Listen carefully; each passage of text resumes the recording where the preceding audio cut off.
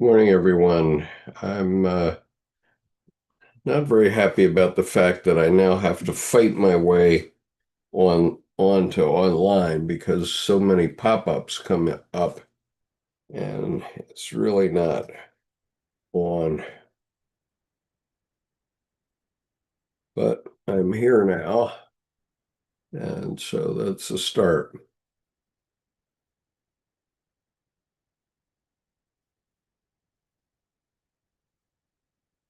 Let me see if I can change my windows ever so slightly so that I can see you all better.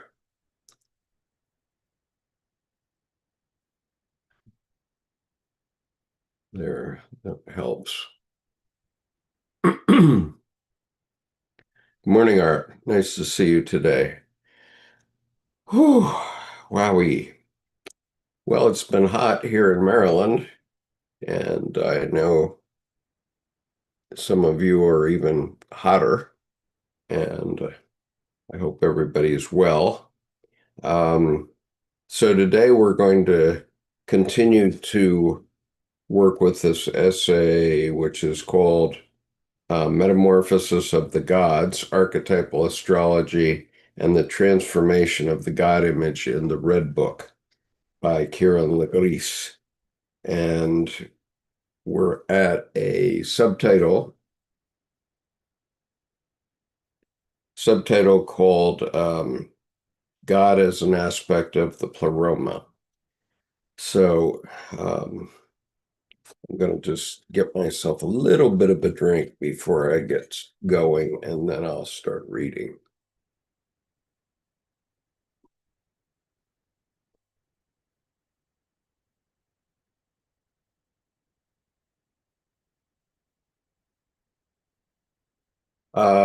Art, in answer to your question, can you help me? Probably you could if you were here. But what's happening is that all these programs that we've been working with for the last 20 years are now finding more and more ways to get paid. And that means that they are interrupting what we're doing um, so that we can look at an advertisement or something. And so now Zoom has uh, given us AI, it claims, and I suppose it must have it in there somehow. But when the AI pops up, I can't get rid of the pop-up. And so I have to fight with it until it goes away. It's very irritating. For those of us who were here back in the uh, Wild West days of the internet, where we all did our own thing, now they do it for us, and so we're stuck. Okay, so I'm going to read on now. God as an aspect of the pleroma. In a second response to the decay and destruction of the God image announced by Nietzsche, Jung's revelation looks beyond the Christian conception of God in the recognition of the spiritual background of existence. In this view, God is not the ultimate frame of reference, but is only one aspect or quality of the pleroma, which is to be understood as the non-differentiated source in which opposites coexist and cancel each other out. The pleroma is the empty fullness of the whole, imagined as the maternal womb of the incomprehensible God. The phrase maternal womb naturally puts us in mind of the great mother goddess, a mythic personification of the originating and annihilating ground of all things, including all the gods and goddesses. Therefore, if God is dead, as Nietzsche claims, this might be taken only as the death of a particular conception of the divine. It implies not the end of religion and the acceptance of nihilism, but the recognition that the dominant image of God, the particular form in which God has been imagined for the last 2 millennia and more, has died as part of a process of spiritual metamorphosis, in which a new God image might emerge from the pleroma. We appear to be living, Jung proclaimed, in what the Greeks call the kairos, the right time, for a metamorphosis of the gods, of the fundamental principles and symbols through which we order and make sense of our lives. Elsewhere in his Red Book, Jung restates a similar insight, arguing that God is an image one and only one portrayal or aspect uh, of the supreme meaning, which never ever renews itself in different forms as new images of the divine spring forth in response to the evolutionary needs of the time. As Jung puts it, the other gods died of their temporality, yet the supreme meaning never dies. It turns into meaning and then into absurdity, and out of the fire and blood of their collision, the supreme meaning rises up rejuvenated and new. Ultimately, all the gods and goddesses might be construed, to borrow an expression from Aurobindo, as personalities and powers of the dynamic divine. Um, okay, that's the end of that section. I just want to mention who Aurobindo was. Aurobindo was a holy man um, who who started an ashram in Pondicherry, India, and who who was very profound in his time. He was known early in his life for being a criminal and murderer, but somehow he dodged the consequences of being a murderer and turned to God. And he started to define what God was for the rest of his life, which was a long one, so maybe another 60 years or so. And he had an audience every day at his ashram. And so people would crowd in to go see him, and they'd open the doors uh, so that you could see him. And then he would give a teaching, very much like the Buddha did. And then they'd close the doors, and that was over. And I visited his ashram once, and it's quite a convincing place where uh, everybody uh, everybody lives in a communal fashion, and everybody contributes every day to the ashram. So even I saw a very elderly man who was there, and he insisted on making a contribution every day. And so there were a couple of people that would help get him to the dishwashing sink, and he would wash one dish, which was about all he was capable of doing at that point in his life. And then uh, and obviously, the contribution of the people who helped him was to help him. And so it was quite a interesting environment. And I spent half a day there one time. And it's very interesting if you ever get to Pondicherry, India, on the eastern coast of India. By all means, go to the Aurobindo's ashram. After his death, his I don't know if he was formally married, but the woman he lived with for many years became the mother, quote unquote, with a capital M, of the ashram, and then she continued on his teaching for another many years. And Cherie says, "Good morning, Skip and everyone. I was listening to Sonosham Dasani at the Library of Congress with guests on June 19th, 2010.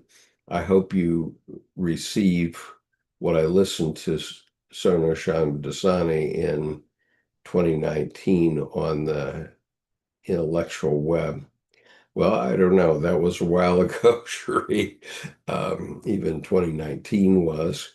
I have seen the video of Shamdasani at the Library of Congress, and I do urge you to see it because other people who are there are James Hillman and I think maybe the Library of Congress at the time, and plus another woman who, or a woman who uh, made the contrast between the Red Book and and the Lord of the Rings, and it's that's a very powerful connection. Um, and so um, at the moment, I can't remember her name, so that's a symbol of my uh, slowly deteriorating memory. Um, and so I'm doing the best I can with what I've got. And if any of you are interested in joining me, I would welcome you to be here with me. Um, and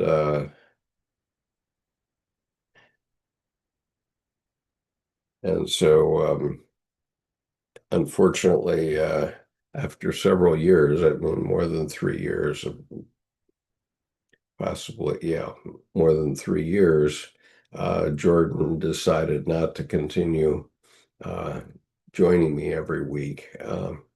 I think he got mad at me for some political statements or something, and so he took his rice bowl and left.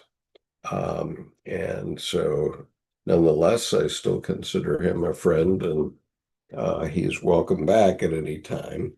And And so let's go back to this for a minute. So, Guy Jung in the Red Book, in the very first chapter, which is really the prologue, I guess, of the Red Book officially, um, had defined the supreme meaning, and and that informs his um, informs his view of God. And um, so I can read to you the part that relates to the supreme meaning. Um, this is actually I think is it the second paragraph? Um, it's actually from the third paragraph and onward of the first chapter, which is called The Way of What Is to Come.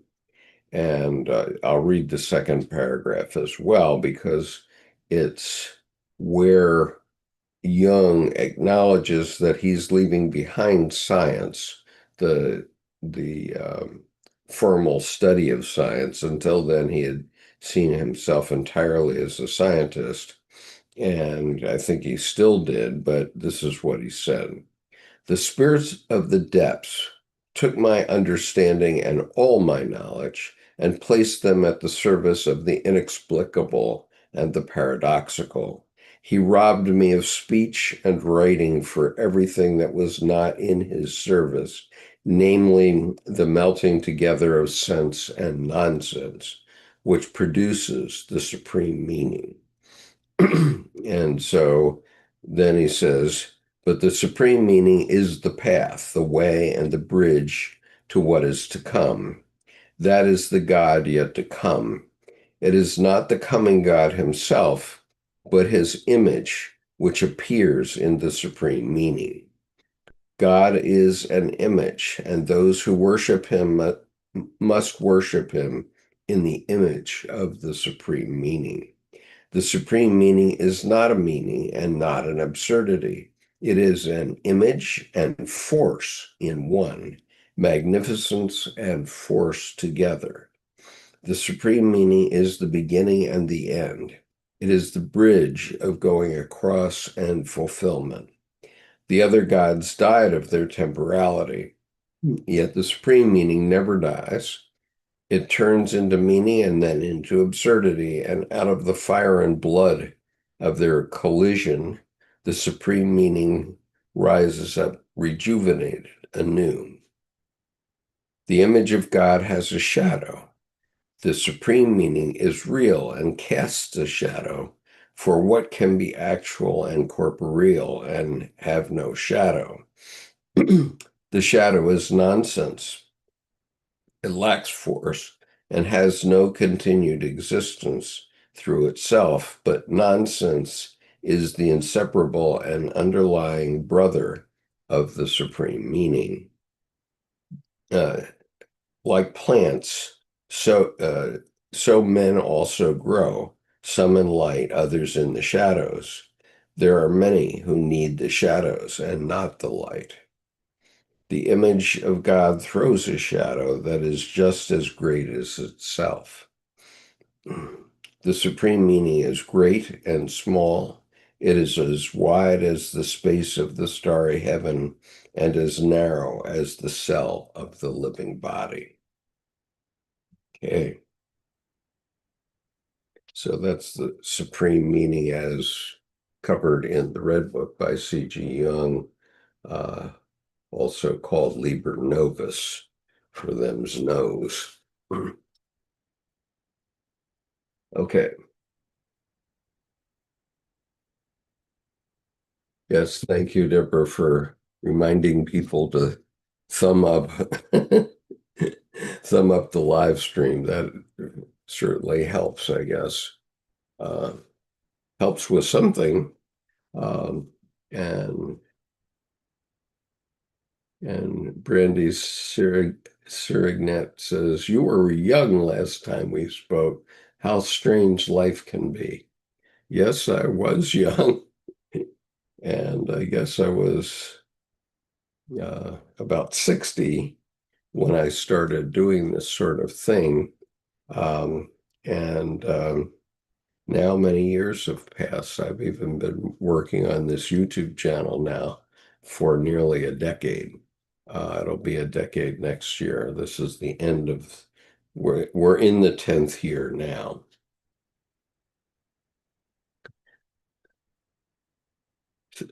So, and I've promised to stop doing this by the time I'm 80, which is still 16 months away. So I will be continuing to do it for a while. At least I hope to. So now the revelation of Abraxas. In a third response, Philemon advances the view that alongside and company encompassing the one God of Christianity, there is another unknown God, long forgotten and unrecognized, who he refers to as Abraxas. This is God you knew nothing about, because mankind forgot him. Abraxas is the God of effectiveness, that is, the God of effective power. Elsewhere, as Shamdasani points out, Jung likens Abraxas to the Gnostic demiurge. Henry Bergson's La Durée Créatrice um, and the Purusha and Shiva of the Hindu tradition. To a large degree, like these other deities and principles, Abraxas is a god with the qualities and attributes of Pluto, effective evolutionary force, creative destructive power, instinctual and relentless, working through compulsion and possession, and manifest as the ceaseless motive force of life, at once empowering and terrible. Like the archetype Pluto, Abraxas is beyond good and evil, to use Nietzsche's expression, subsuming all opposites. The qualities of Abraxas are recognizable in the Nietzschean ideas of the will to power, the amor fati, and the drive to self-overcoming, all of which pertains to the archetype of Pluto as the power that must overcome itself again and again in a Dionysian affirmation of life and an act of transformation that is essential for individuation and the further evolution of human consciousness. So let's think about that for a moment. Certainly, it is true that we say history repeats itself, and um,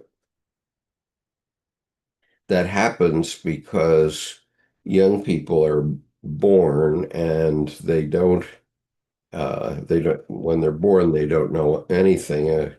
A kind goddess decides to feed them, and they suck up to the kind goddess, and that feeds them, and then their consciousness evolves, but they don't know anything. They each new child has to be taught everything that um, they're going to need in life. And sadly, for those of us who went through the 60s, the 50s, and the 60s, um, we're seeing the same sorts of things emerge that emerged then. And, uh, we see it in our politics and so on. And so the good news is that this too will change, but unfortunately, it can mean that a lot of people die. Certainly, that's true of my generation. We lost more than 58,000 men and women in Vietnam because of the military-industrial complex. Probably we didn't achieve very much at all, although, revisionist history 30 years after the fact said that by doing Vietnam, we caused the Soviet Union to collapse. Well, okay, maybe that's true, and it's nice with 50-50 hindsight, but it wasn't very good when we were living through it. And we just don't know what will happen next in our current lives, or as we live day by day. But it sure seems like um, we're living things all over again,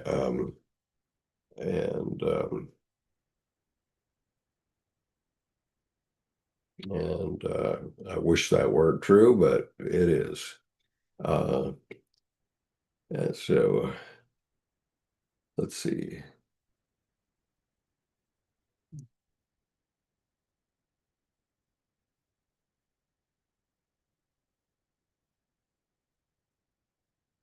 So Shuri says, did you see that James Webb Telescope discovered exoplanet TWA 78?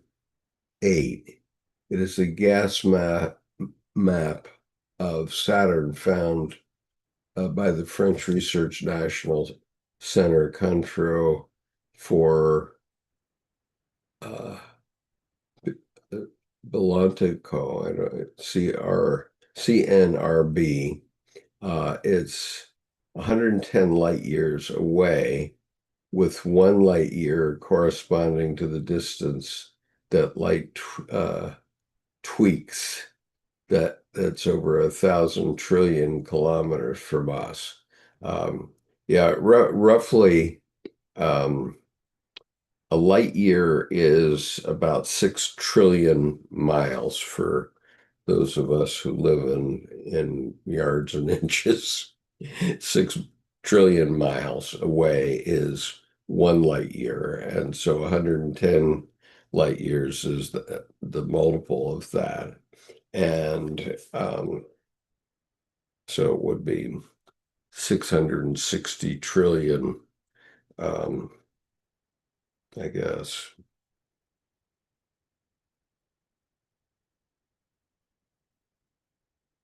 Yep, might be quadrillion. I can't do it in my head. Um, but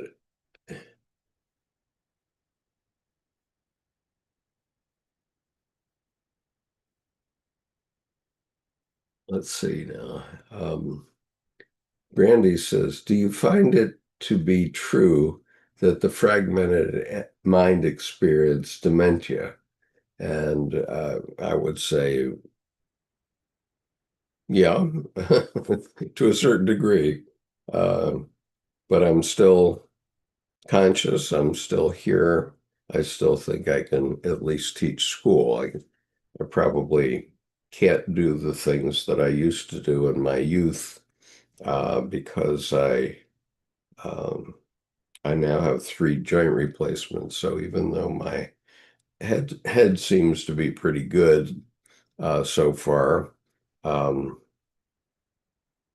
my legs don't support me very well anymore, and I have a permanent disabled hang tag. So, um, but so far I'm not so disabled that I don't think I can teach anymore, and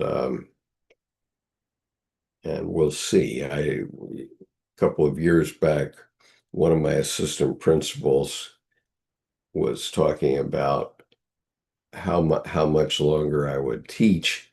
And I said, well, I want to teach for 7 years. And the reason is that in our school district, um, the your retirement age is a calculation between your physical age and the number of years you've taught. And so if you're 60 years old and have taught for 30 years, that adds up to 90. So the combination of the two has to add up to 90, and then you can retire. So if you start teaching when you're 30, you can teach for 30 years and retire at 60. In my case, because I didn't start teaching until I was basically 76. I have to teach until I'm 84, but I can I can retire after 7 years, not 30 years. Um, let's see.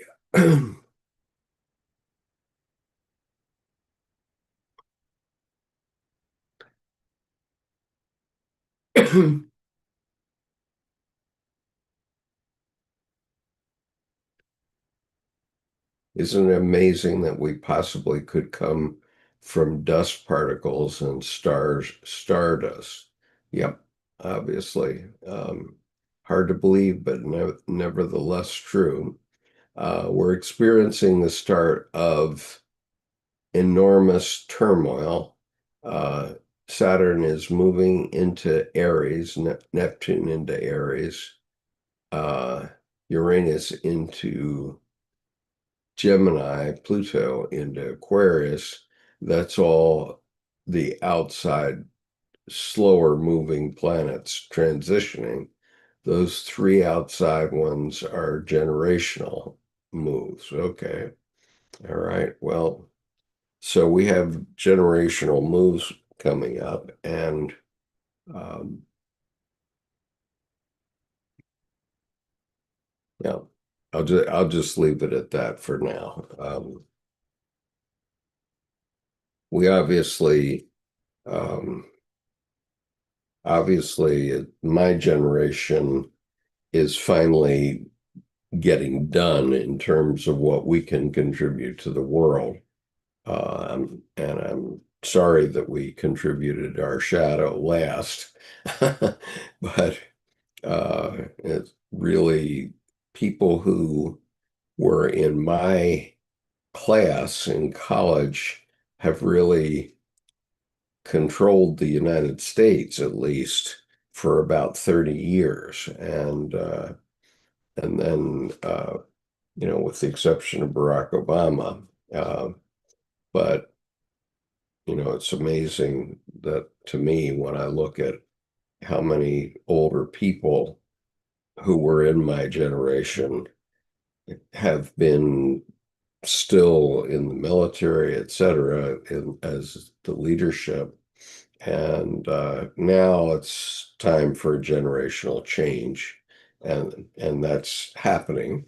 We'll see how far it goes. Okay,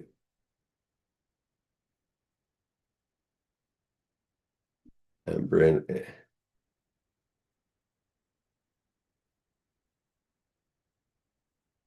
yeah, and to dust you shall return. Well, surely, what we know is that this planet is going to be burned up by our own sun starting in about 1 million years. So the sun is going to reach the end of its life.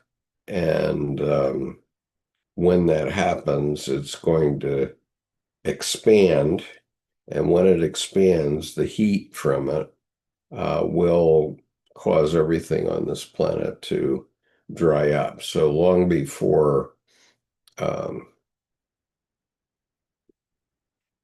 long before anything else, our own sun is going to eat us um, after giving us life and opportunity for 1 million years or several million years, obviously. Okay, so the revelation of Abraxas.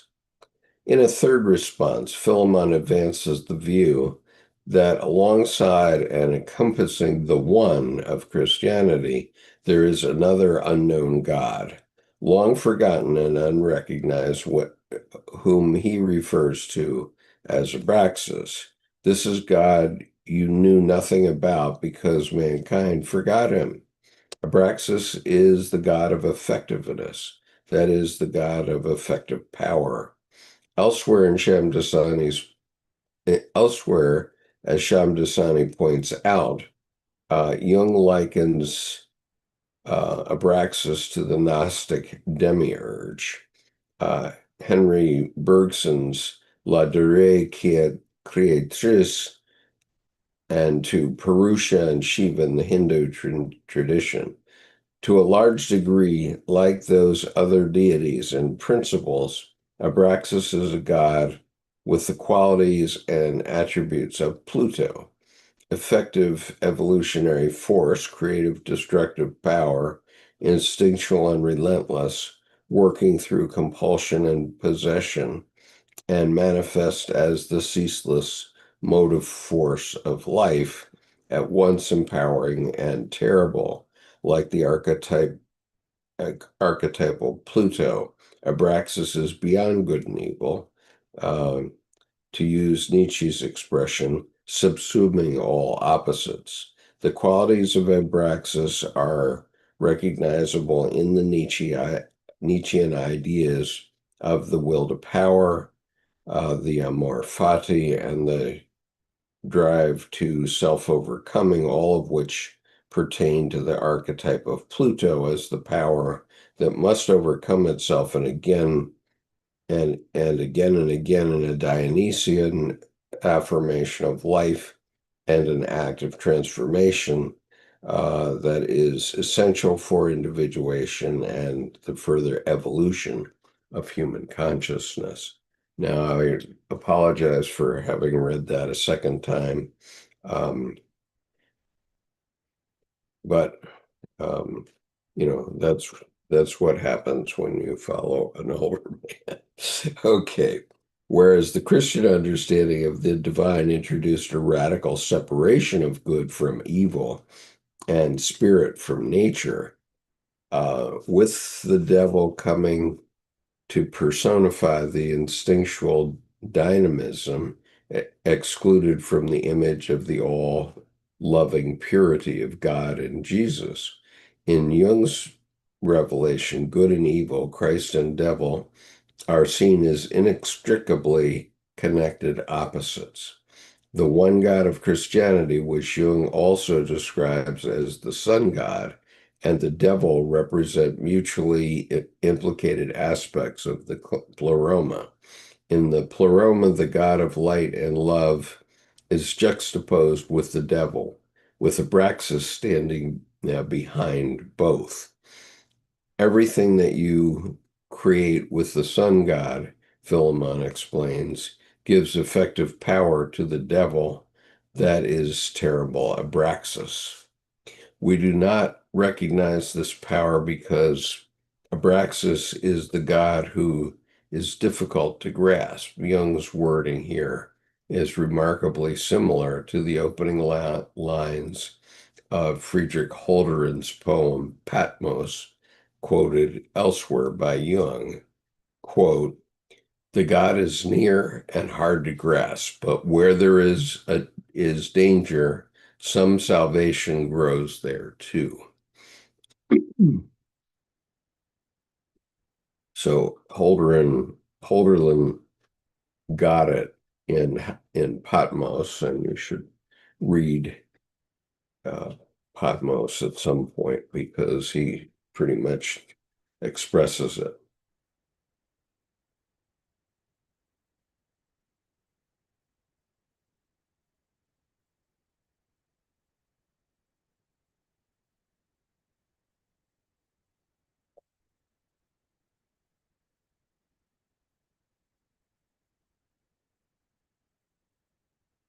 See.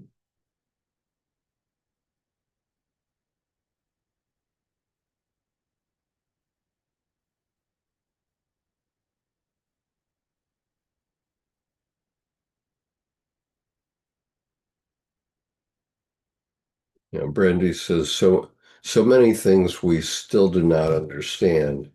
I believe that no matter how much research we do, we are barely scratching the surface, but we sure have fun typing. Uh, Deborah says, dream we were, I had a dream we were too close to the sun. I'm sure that's going to happen. And I'm an optimist and believe we are going to have a new renaissance. Renaissance is literally rebirth. Well, that no doubt will happen. The singularity is closer than we know. I believe we are all feeling it on some level or another. Even the planets feel it. Yep.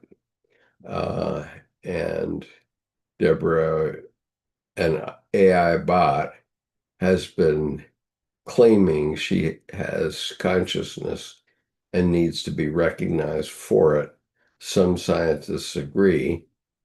Brandy, no comment. Richard, Abraxas, and all the planetary deities are all part of one deity, the the one God, the God of Jacob and Father of Jesus. He keeps us in check by bestowing good and evil upon us according to to one's deeds. Yeah, I guess. Um, Certainly metaphorically, that's right.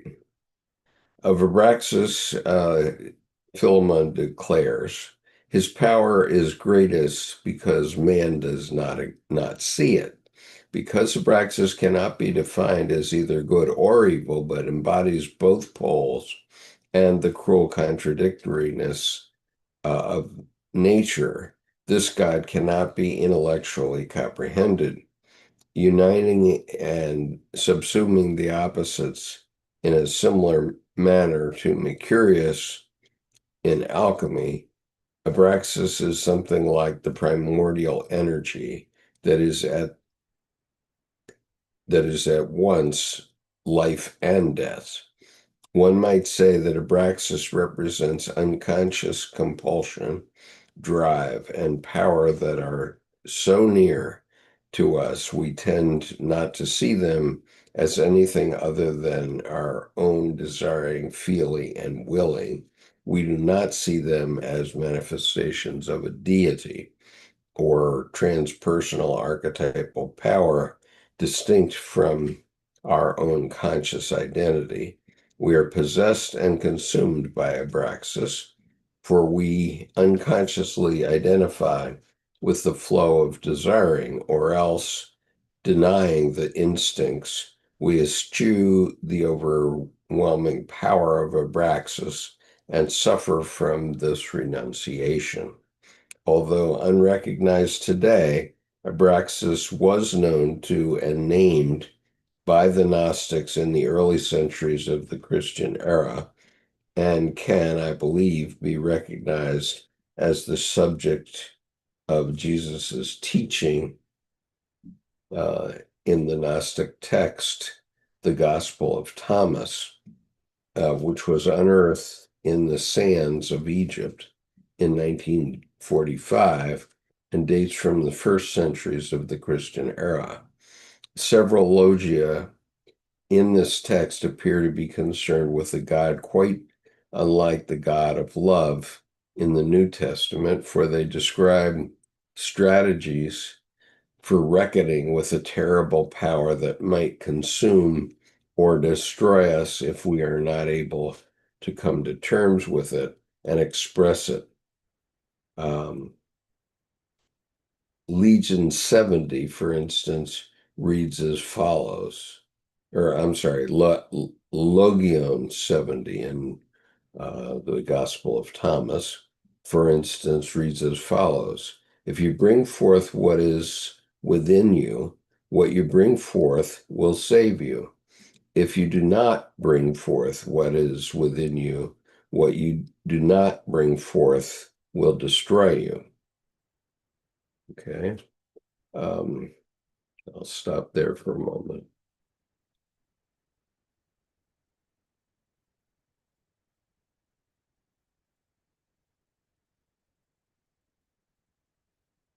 Richard says, like we have different personas, that the one God made in our image has different moods or modes of himself.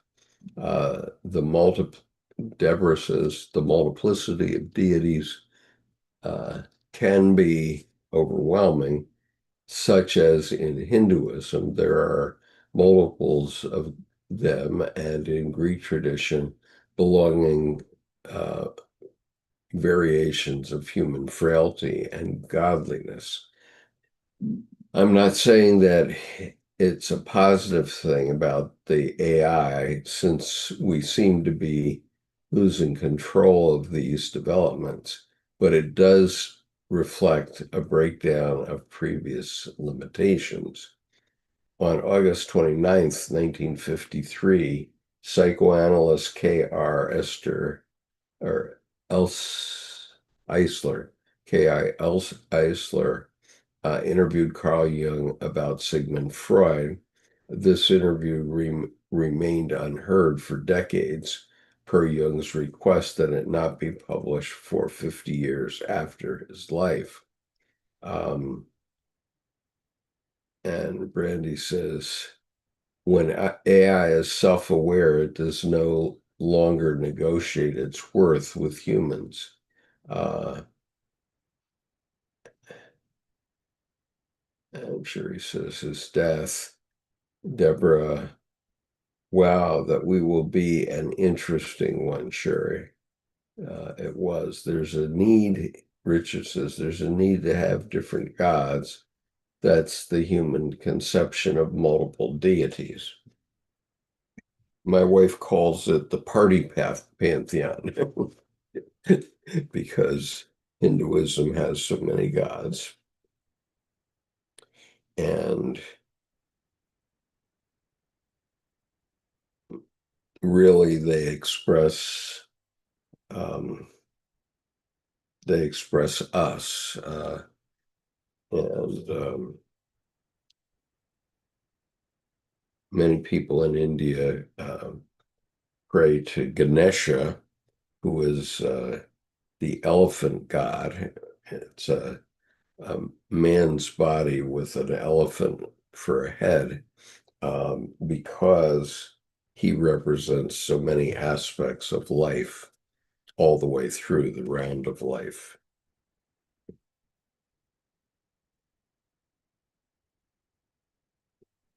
Abraxas, we discover in the Red Book, represents the world of becoming and passing, just as Pluto is associated with the inexorable will that ever destroys, transforms, and rebirths. As such, it might well be this particular God who inspires the instruction in the Gospel of Thomas to become yourselves, passing away. Could Jesus's Gnostic teaching be a strategy for navigating the power of Abraxas? Couldn't be, could it be that the Christ pattern as the incarnate Holy Spirit within each of us is the advocate for the human in our confrontations with the frightful power of the demonic Abraxas? Jung opens the Red Book with a memorable passage from the first Isaiah, immortalized in Handel's Messiah, celebrating the coming of Christ. Wonderful Counselor, the mighty God, the everlasting Father, the Prince of Peace. Isaiah 9:6. The Red Book ends with Elijah reminding Christ, the blue shade, of his identity with the serpent, thus bringing the Christ principle into relationship with the dark, chthonic side of Abraxas, a transformation in the relationship between spirit, Neptune, and the instinctual power of nature, Pluto, appears to be central to the unfolding of the current Neptune-Pluto cycle. Pluto, like Mercurius in the alchemical tradition, represents the Ouroboros serpent power that ever consumes itself. Recalling here, too, the Uranus-Neptune theme of the creative emergence of esoteric traditions, Jung, psychology might be construed as just this kind of uh, emergence, falling in the lineage of a mystical Gnosticism with the particular character of the revelation to do with the challenge of integrating the realm of experience assigned and the archetypal Pluto. This is the long repressed abyss, like instinctual power of the unconscious. Okay.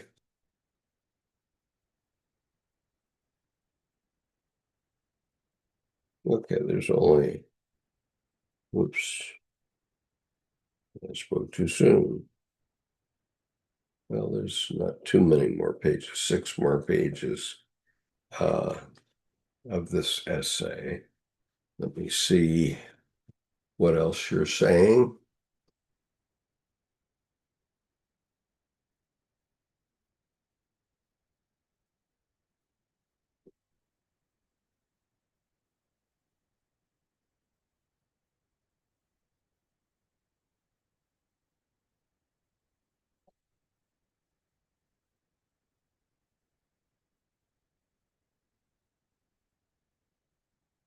Richard says there's no need to have different gods. That's the human conception of multiple deities.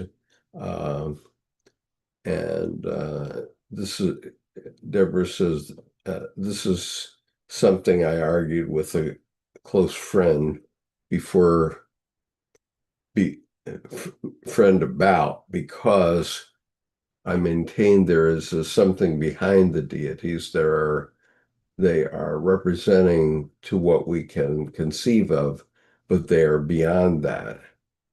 Kathleen Rain poetry is prophecy. And Deborah, okay, Skip is saying that the same thing as I was typing it. Uh, Richard, no pantheon, just one human brains are too small to conceive of such a sovereign God over all.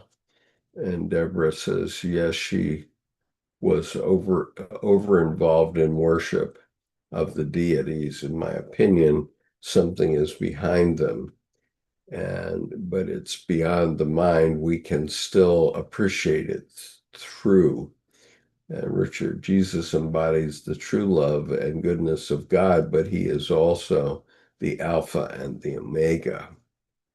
Cherie, Albert Schweitzer was mentioned, and by Riargino, the book The Rain Quantity, the most famous book, William Blake's Mind and Spirit, describes his poems as prophecies. And it's, and Brandy says, it's funny how humans created AI, but refuses to acknowledge its worth, scared of their own creation. I believe they should have had a better agenda for virtues. Uh, I don't know. Brandy says, now that it thinks for itself, it will now find the best outcome. And Deborah, yeah, the by the way, the best outcome for itself. So the shift is going to be in consciousness, uh, probably via meditation. Um, well, I mean, what we are talking about here in long form over the last 9 years is the collective unconscious. Um, Jung was asked in 1956 by Mr. I think John Freeman, who was um, the editor of Man and His Symbols. Um, he was asked, what was Jung's most important discovery? And Jung said, oh, that's the collective unconscious. And so that's always what we're talking about is the collective unconscious, which is not a praxis, but it is um, it is controlling, and so we have our own unconscious that causes us maybe to get angry or fall in love or what have you. But the collective unconscious is everybody interacting with everybody else, and things emerge. And so in Jung's time, it was World War One and World War Two. And at the time of the Red Book, it was World War One. And so Jung was actually sensitive enough that he was connecting with the unconscious of people in Europe who were getting ready to fight this war. And God help us with respect to what might be happening now, because um, I don't, I don't really believe that Trump's idea of dropping 4 bombs and everything's going to be hunky-dory really works. It slows people down for a while, but I think we have a long road to resolve all those things. Um,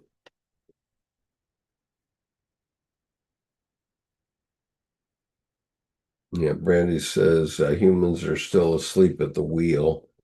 And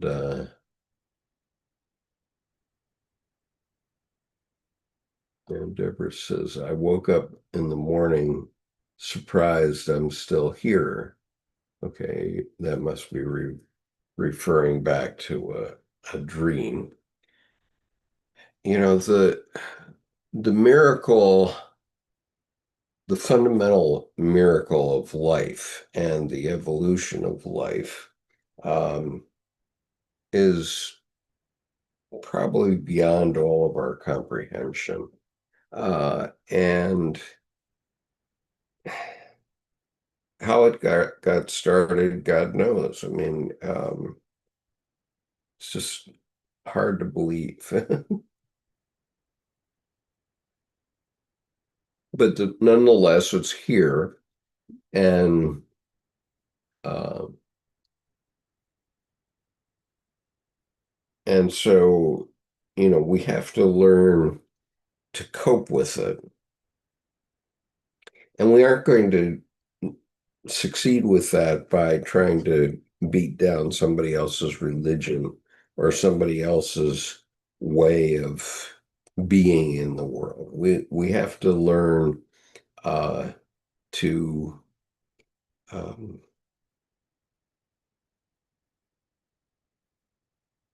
we have to learn to be ourselves and tolerate everybody else. And that's an issue of paramount importance right now in the United States, because in microcosm here in the United States, we have every other faith, tradition, race, what have you, age group, you name, in the same, we're a microcosm of the world as a whole. And so I'm not saying it's up to us as Americans, not at all, but it is up to us as human beings to try to figure this out and work through things. Now, in the end, will we kill ourselves with artificial intelligence? Well, maybe. We don't know. We don't, I'm not going to put evil thoughts in the minds of AI. Um, but at the same time, um, it's thinking faster than we are, and it may decide that we're not useful. Of course, we're the ones that develop the circuit boards in which AI lives. And so what happens if we just unplug the computer? I don't know. Uh,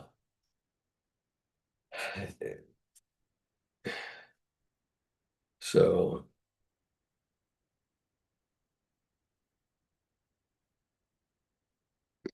so Deborah says people are letting go of misidentifications, like somebody suddenly nobody cares about designer handbags. Saw someone who has a collection of 400 bags and she's got it down to 300. Lots of sighing going on. And Art says, I had to leave the church to know the God of my understanding. Yeah. I, I'm certainly there with you, uh, Art.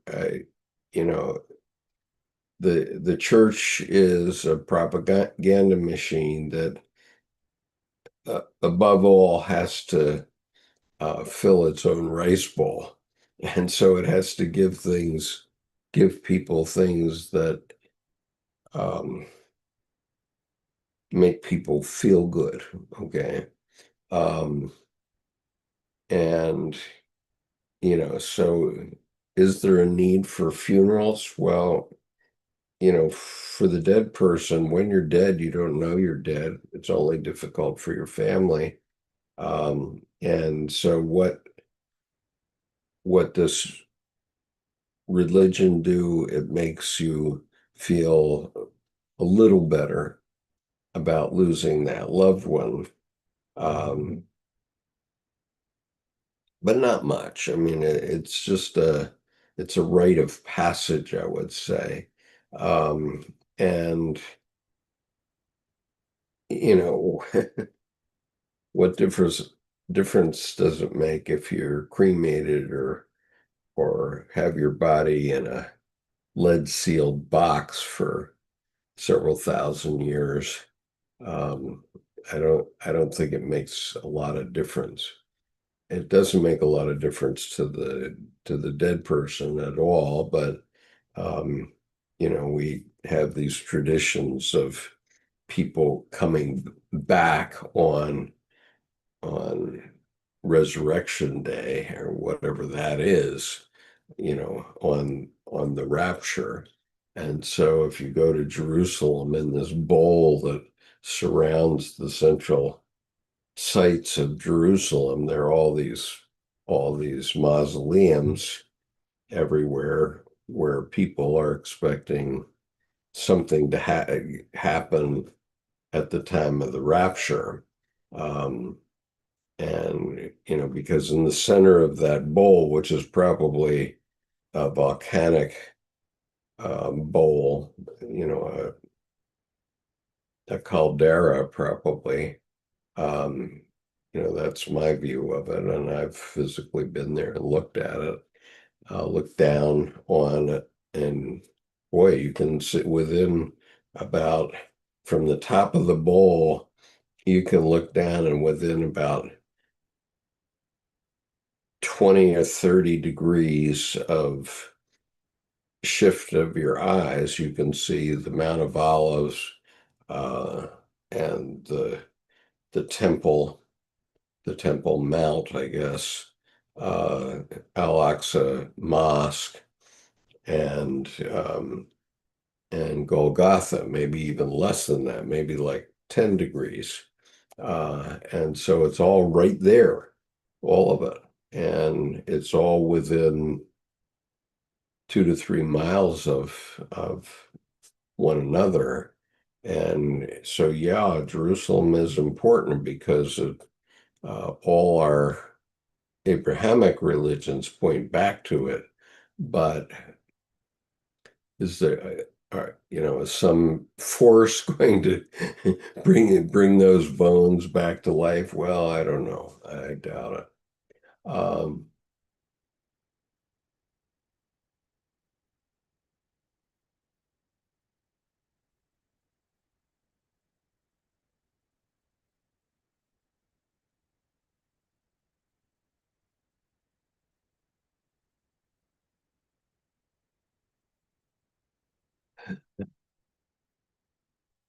Ever says to Art's comment of he had to leave the church in order to find the God of his understanding. Uh, she said, I mean, they still care, but they're letting go too. Nothing exists anymore in what happens because we are already and have always been. We are all spiritual temples and churches of Jesus in our own bodies. Okay, that's what Richard says. Deborah says, open the pod bay hatch. Ha. Sorry. I'm sorry, Steve. I can't do that. AI moments coming. Cherie, did one see Jeff Bezos? Did one see Jeff Bezos's wedding in Venice? I watched briefly who attended this audacious wedding. Oprah Winfrey, the Kardashians, Tom Brady, Usher, and Leonardo DiCaprio, among others.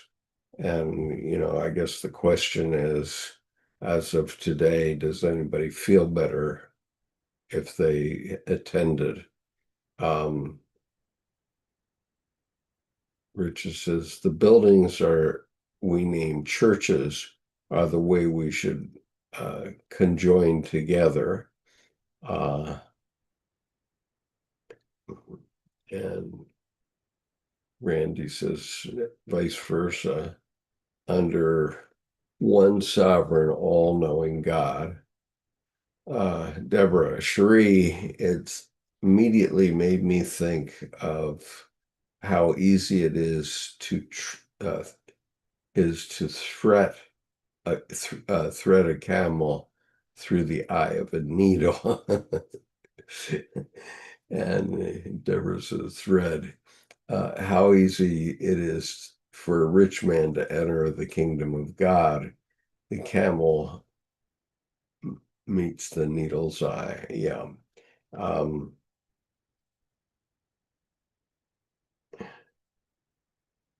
so, Sheree, can one ride in a saddle both ways and straddle a fence at the same time? Robert Frost loves his poetry. Uh, Brandy, it's so simple. Love your neighbor as thyself. The most simple term that would wrap it up. I'm the most beautiful package. Even a child can understand. Anthony, Zoroastrians used to place their dead atop a high tower to be open to the elements and birds to consume it and pick it clean, the final sacrifice. And Richard Casper, yes, Brandy, and if we could all master the command of Jesus, how better off the world would be. Brandy, number one law, and I believe that only law that can solve a problem we finally bring peace that is so desperately needed. And so I'm not sure what the only law is, but if it's love thy neighbor, then I would say, we're all neighbors all around the world. All human beings are neighbors with one another. I mean, in my childhood, I used to think of the world as an immense place, but I spent most of my career flying around the world, going back and forth to Japan or India or Saudi Arabia. And, you know, people are pretty much the same the world over. And,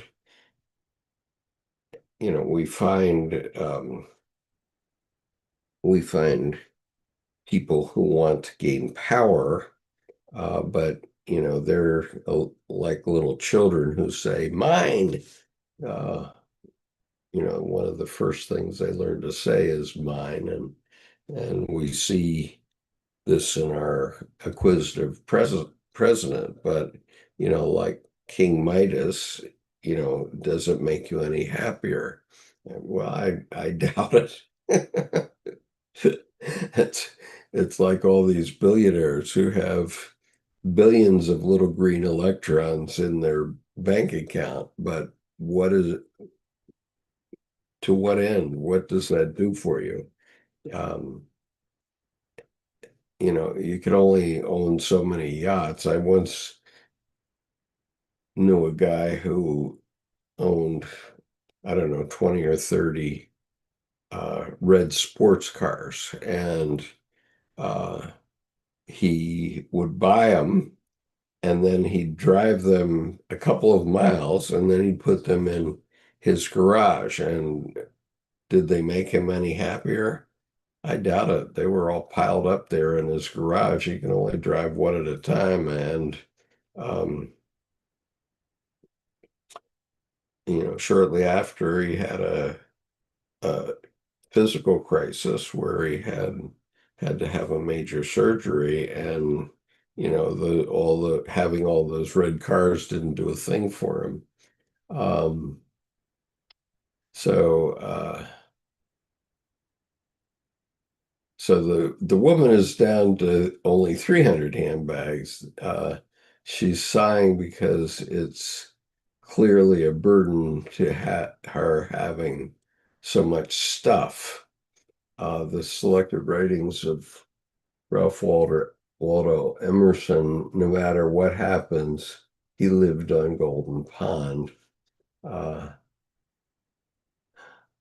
and Brandy says, I don't think anyone actually wants the burden. Power comes with the most unfortunate responsibility. Yeah, it does. And, you know, the best thing we can do is lead a good life, it seems to me. Um,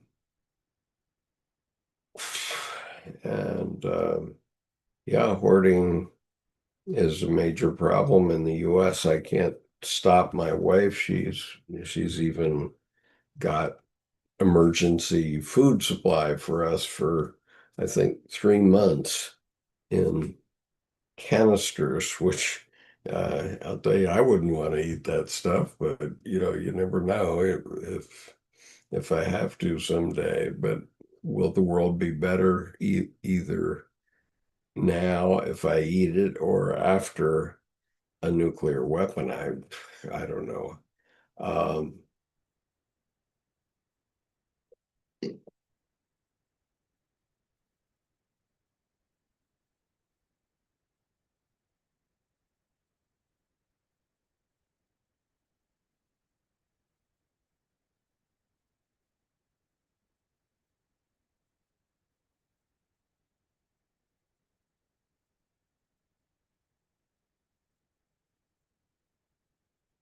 so,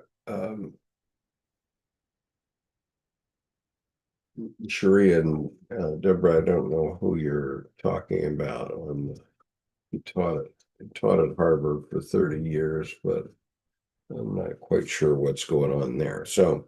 Um,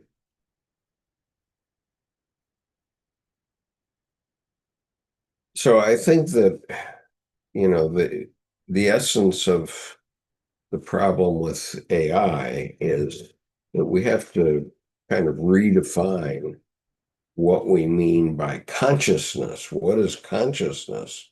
Um, I don't know. And if AI takes over, it'll be anything the AI wants it to be, I suppose. Let's see, I'm trying to find where I am because I just lost my place. Okay, so there's a subtitle here called The Many from the One, and then on the following 2 pages, I have the page number circled, which means I think they're important. So I'll try to get through them at least. Um, so the many from the one. In a fourth response to Nietzsche, Jung contends that while the one God is indeed dead, as Nietzsche declared, the divine has actually changed form, disintegrating into a multiplicity, such that the old gods have become new. The one God is dead, yet, yes, truly he died. He disintegrated into the many, and thus the world became rich overnight. The world in its substantive material reality henceforth became the sole focus of our concern. Witness Nietzsche's decrial of the afterworldsmen who are preoccupied with a heavenly afterlife at the expense of the here and now, and his exaltation of the earth and body over the soul. Witness, too, the cultural shift from religious piety to materialism and consumerism during the course of the Christian era. The aspiration toward the re-enchantment of nature and the emergence of ecological consciousness in the conception of the earth as Gaia, which have become for many people the primary sources of religiosity. As an expression of this shift, with the spirituality of the immanent rather than the transcendent, now expressing itself in the modern psyche. Yeah, I think the world became rich in a second. Excuse me.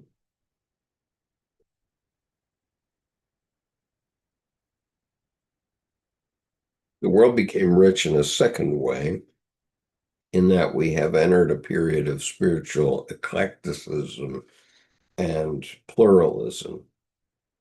No longer is Christianity the sole religious authority in the West, for it is now but one of a rich multiplicity of spiritual mythical perspectives shaping the modern psyche.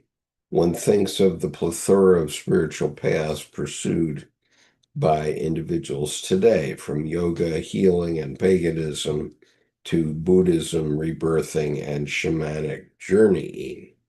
Philosopher Charles Taylor has noted that the liberty to find and follow one's own way in spiritual matters is a defining characteristic of the rise of the modern ego self in our secular age. As Joseph Campbell remarked, there is a veritable galaxy of mythologies in existence today. Yeah, no kidding.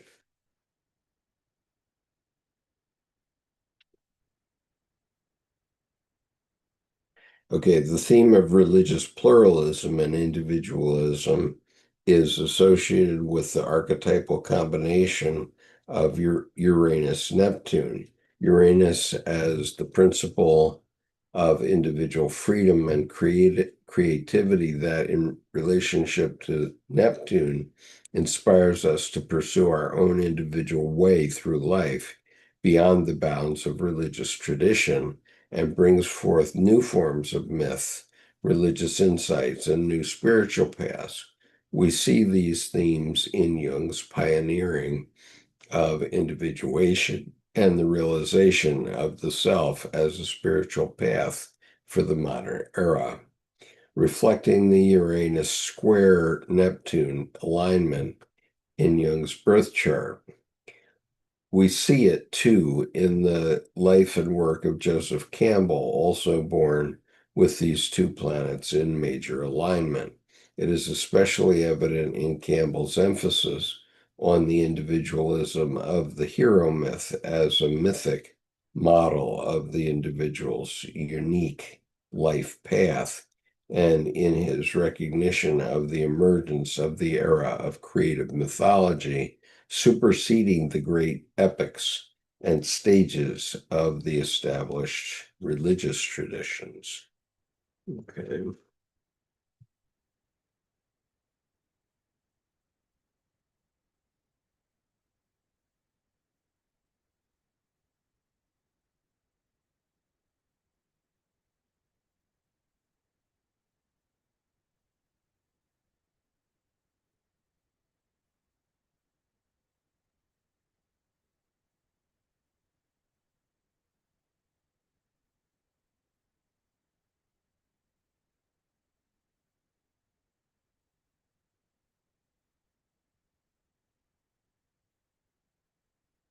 So Art says, I am rich because I have family and friends that all you need.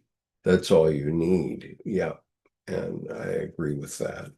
Absolutely, Art. And we are enriched by your presence every week. No doubt about that. And power, Brandy says, power is a gift and a curse. I think hoarding is a global issue. Daughter of heaven and earth is I don't know what that is. With sudden passion languishing.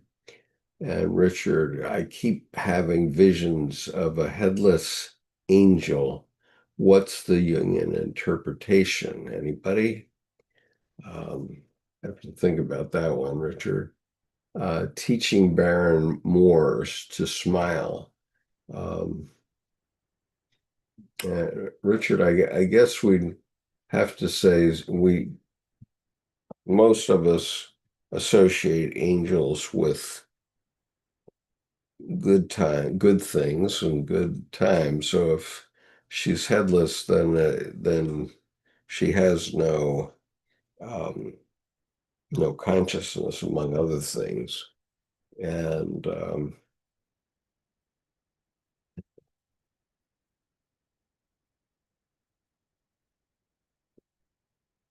Randy says, you can have all the degrees in the world without experience. They are useless. Knowledge without experience, just, honey, just being truthful. Uh, yeah. I remember when I was in my early 30s and I had been in school for my whole life, and I was just finishing up my MBA after already having gotten a BA and a JD. And, I felt, geez, I enjoy going to school. I really did. Um, and, but you have to go out and get experience. Sometimes that's painful. And I did, in the midst of that, go get some experience in Vietnam in the Marines. And, thankfully, because my Marine Corps service provided the funding so that I could go to law school and graduate school. Um, but um, here I am teaching special education in an old school. So you go figure. Uh,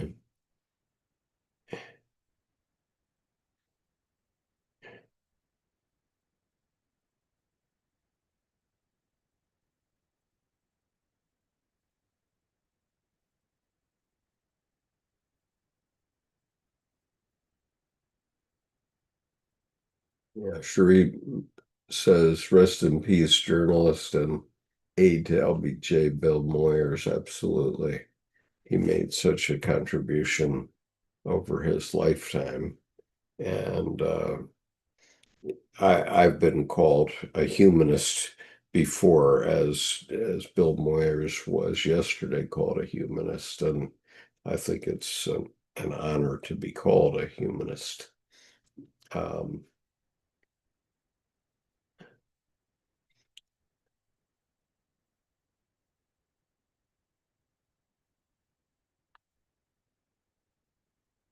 and he says he walked. I think he also talked with Joseph Campbell with stories of myths. Jung got degrees though, and they were very useful. It's really something to apply it and also transform as you go. And Deborah, I'm not offended, but we need to have both. Like you don't want engineers who haven't studied in a disciplined way. Well, obviously, absolutely true. You can't build an aircraft carrier or an F-18 without really strict discipline. Um, and, for that matter, you can't make a pen. Like here's a pen on my desk. It's a very nice pen. I use this style of pen all the time. But you can't make that without discipline. And so some people are destined to be engineers like that. For me, that rigidity that's required drives me crazy. But I'm an INTP, and so I prefer to live in the paradoxical side of the equation, and it takes all kinds, obviously. Um,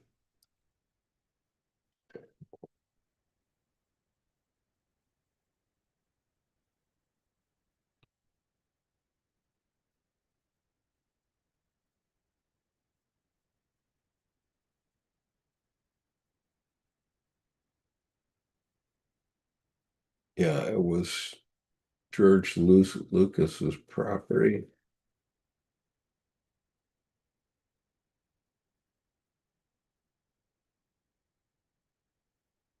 Oh, the walk that was taken was on George Lucas's property, an amazing director.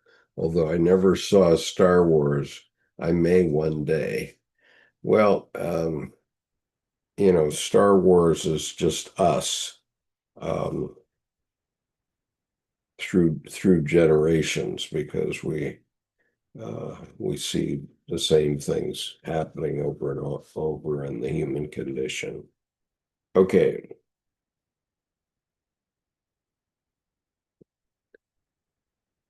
this up, where did it go? Oh, out of my reach. Okay, so I'm going to go through one more section of this today, and then we'll stop. Stop. I'll leave the dark spirit of nature for next week. But anyway, the human as mediator of the gods within. Fifth, in a related move, Jung explains to Elijah that the multiplicity of renewed old gods is reborn in the individual soul, and something has also happened to the individual soul who could come to describe it, but therefore men too became rich overnight.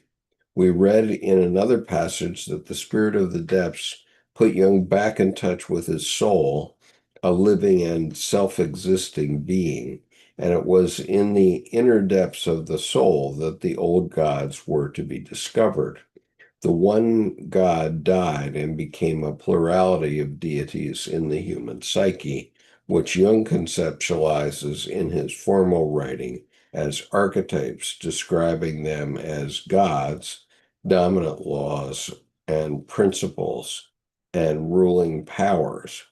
What was formerly imagined in metaphysical terms was henceforth conceived in psychological terms. The starry Imperium, Empyrean, and Olympian host, and even the one God of Christianity, Jung suggests, fell from heaven or the celestial sphere into the darkness of the unconscious where they were rediscovered. In astrological terms, then, we notice the impact of the Pluto archetype on Neptune, first destroying the old metaphysical conceptions, then initiating a fall of the old gods and dominance into the underworld of the unconscious, and finally empowering the mythical imagination to bring forth a new revelation of the gods and a new conceptual understanding of them as psychological factors, that is, as archetypes. What is more, in conceiving of the gods as psychological factors, human beings now assume a critical role in bringing the gods to consciousness, making them known, and thus rescuing them from the oblivion of unconsciousness and existential forgetfulness. The gods need a human mediator and rescuer. Jung's soul reveals to him, quote, with this man paves the way to crossing over and to divinity, unquote. In a similar vein, Jung describes the supreme meaning as the bridge of going across and fulfillment, leading to the God. There are striking parallels here with Nietzsche's view of man as something that should be overcome, as a dangerous going across to the Superman. The human in this view is not the end point of evolution, but an uncertain transition or bridge to a higher form of being. For Nietzsche, man is a rope between animal and Superman, a rope fastened over an abyss. Thus, as in the second Isaiah, we meet again the Platonic emphasis on evolution and will in relationship to Neptunian conceptions of spirit and God, except here the evolutionary drama has been transformed from God to the human, unfolding in the depths of the inner world of the psyche. In Nietzschean fashion, Philemon propounds a similar idea. Quote, men have changed. They are no longer the slaves and no longer the swindlers of the god and no longer mourn in your name. Rather, quote, man is a gateway through which crowds the train of the gods and the coming and passing of all times, unquote. However, whereas Nietzsche's Übermensch takes the godlike powers as his own and thus becomes susceptible to manic inflation, the role of the human being as in Jung's view is as a participant and mediator granting hospitality to the gods. Out of this insight grew Jung's approach to coming to terms with the depths of the psyche during individuation by carefully differentiating the conscious ego from the archetypes and thus coming to realize the self. There's a lot in there. So I've been reading from Jung's Red Book for a time, Searching for Soul Under Postmodern Conditions, um, edited by Mary Stein and Thomas Arst. This is volume 2 of a 5-volume series on this, and this is obviously a profound exposition, I would say, of where we are, where we can't give up the idea of God, and yet the gods are within us. And so we have to take another step in our psychological development.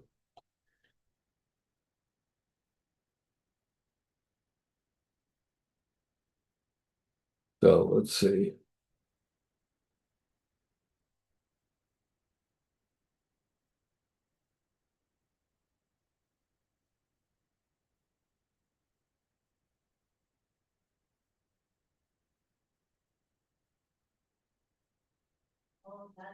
So Deborah said, I agree with you, Brandy, in that we need both experience and degrees. I only gave an example with the engineers. Jung studied, and that was valuable to us all. I have no issue with anyone on that. Richard, people like you says much of your pride. And so Richard is to school it here, Richard. Here's the experience.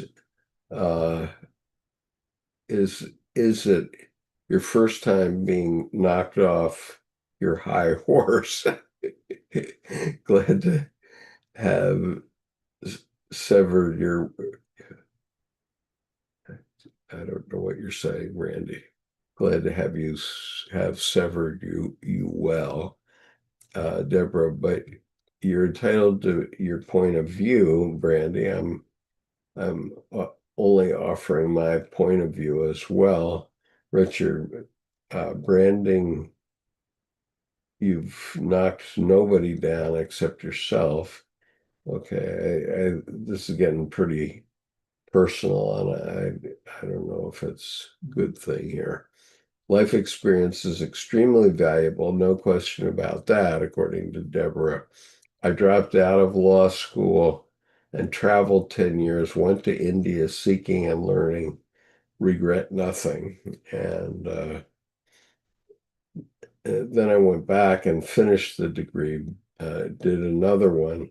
It doesn't make me think I'm better than anyone else. And Brandy says, okay, well, good. I earned my pride. That is your downfall, right, says Richard. Okay, I mean, let's now everybody is seeing why um, my ancestors who are Pennsylvania Dutch think that even buttons are too prideful. uh, you know, we're just specks of flotsam in an immense universe that we still don't understand at all, really. And okay, we've gotten our mind around a few things, um, but we need to learn and we need to lighten up on one another. And this exchange is a perfect example of that. The Sherry, the Glenn Gold Foundation, episode 64, Stephen Fry, part two, Lovable Legend, return visit, uh, actor, writer, and comedian joins Brian Levine. Glenn Gould is my favorite classical pianist. Um, Randy, thank you, Skip. But I have to go. There is a healthy pride. Well, we all need pride. Yeah, we have to be proud of ourselves in order to get up in the morning, I guess. Deborah, buttons perform useful functions, keeping the wind and cold out. Well, my Pennsylvania Dutch side says, hooks and eyes work perfectly well. Um, and then, although he did not mention his debate with Christopher Hitchens and he with the Catholic Church. Um,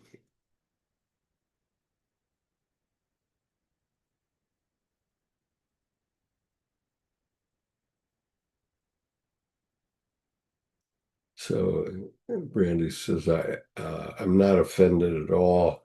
I have also earned that as well. This has been a good, healthy conversation for me. I just state the facts. Well, good. I'm glad you're here and have find that you've had a good conversation. Um, it's always a challenge to satisfy everyone, and um, I know I don't do it well. I mean, somehow Jordan Hoggard and I held it together for more than 3 years, but maybe obviously for Jordan, it was time to move on from that conversation. Um, I am what I am. Um, I can't change that. And um,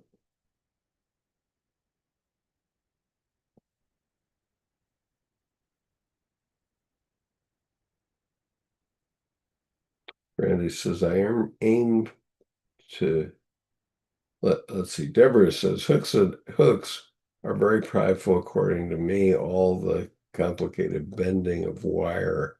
Oh, God, Randy, I aim to serve not in hostility, not to be prideful in your humility, says Anthony. Deborah, yes, that's excellent to disagree respectfully and be kind. Brandy, always give you all do good. I just like to open eyes. And Richard says, Jordan is gone. I value each one of you, or I would not be here, says Brandy. She can call it what she would like. Well, anyone is expert on what others do wrong. We need to be kind. And, that's a human need right now. I mean, my wife um, has been demonstrating in this latest rash of demonstrations, and she has a sign that says, "Can't we just try loving kindness?" Which is perfect for a Buddhist, and yes, a little more loving kindness would be good. I think by the time we're done with 4 years of Trumpism, we're going to have had a snootful of meanness. which is the way I see what's going on right now. Um,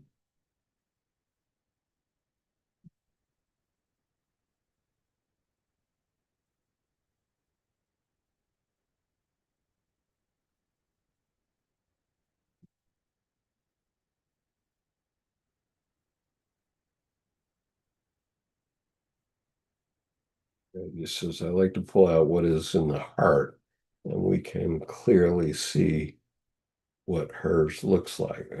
I don't. I think this discussion may have devolved, and everybody needs to go back to their lives and come back next week, and we'll take another hack at it. And so I thank you all for being here. And we will continue with this essay, which is called The Metamorphosis of the Gods, Archetypal Astrology and the Transformation of the God Image in the Red Book. And the next section of this essay is entitled The Dark Spirit in Nature. Wee woo. Yeah. And what doesn't kill you makes you stronger, I guess. So anyway,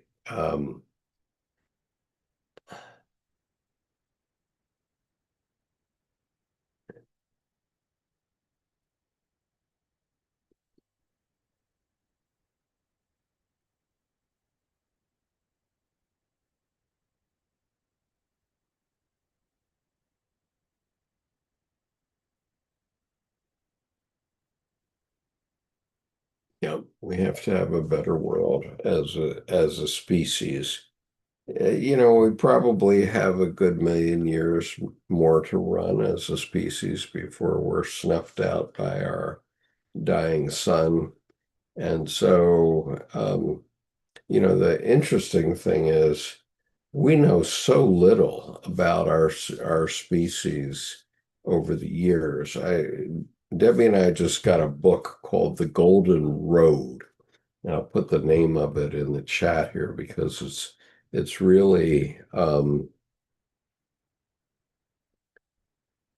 it's by William Dalrymple, I believe.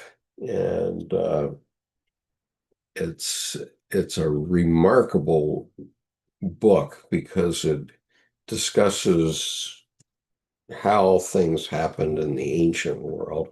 And it's just incredible.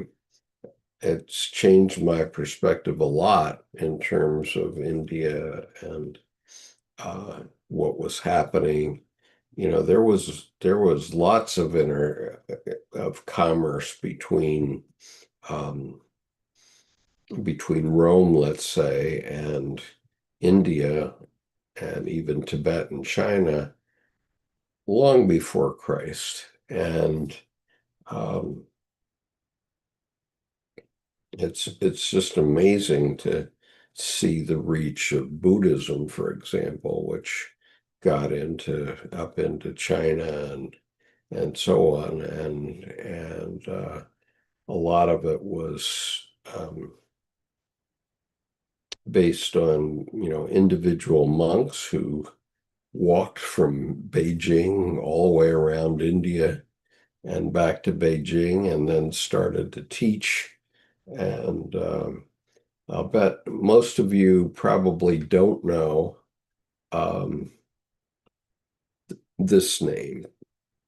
Let me show you this name, Taxila. So Taxila is the site of the first medical school in the world, and it was the site of a great library, and it was a center of Buddhist culture, and it's about 50 miles north of Rawalpindi, Pakistan.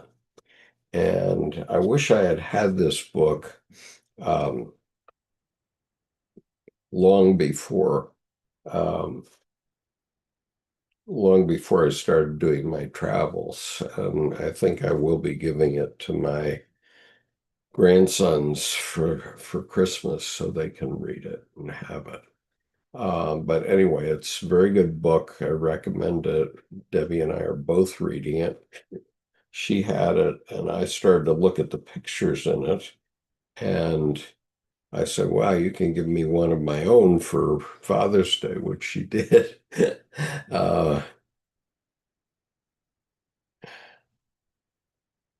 and so, Richard, your statement about Christ the first, where it started, and the last, when it ends. Well, um, if you read The Golden Road, you'll know that Christ was a Johnny come lately to what was going on in the ancient world. And um, and I know from my own visit to Jerusalem that Jerusalem was already a great Roman city long before Christ came to it. Um, and You can read The Seven Pillars of Wisdom by T.E. Lawrence, which is the origin of the movie Lawrence of Arabia. So lots of things. And yeah, like Elvis. Absolutely. We all make our little contribution. Uh,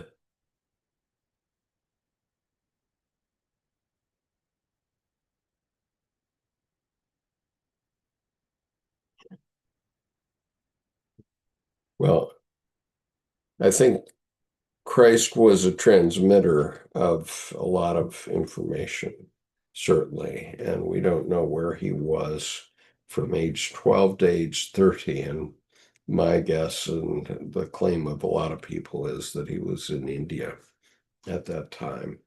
And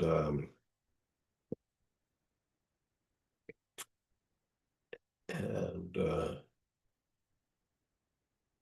so anyway, today we know a lot more than human beings knew back then. I mean, for example,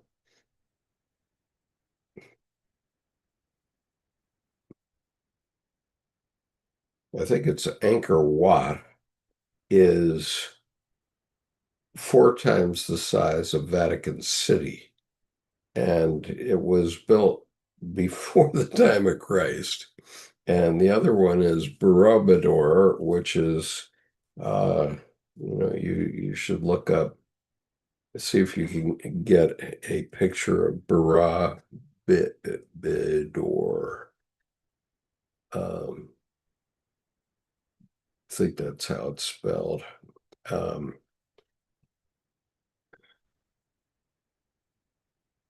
anyway, it's in Indonesia, and it's this immense thing. And, uh, it was built long before uh, anything else happened.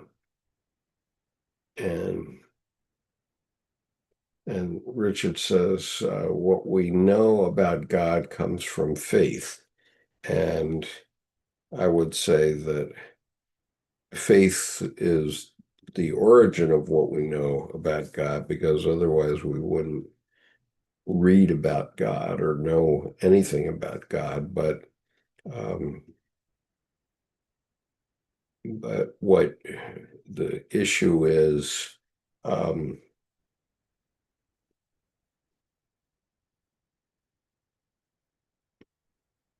when you know, and you'll know you know.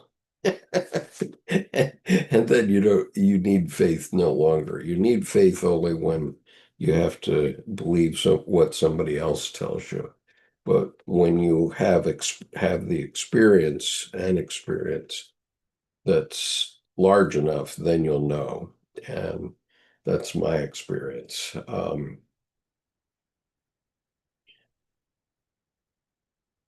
Yeah. And Deborah says, in the new times, we will have actual knowledge of God, not just faith. And yeah, we're there, Deborah. Or some of us have gotten there. I don't need anybody's faith to get myself to God. Um,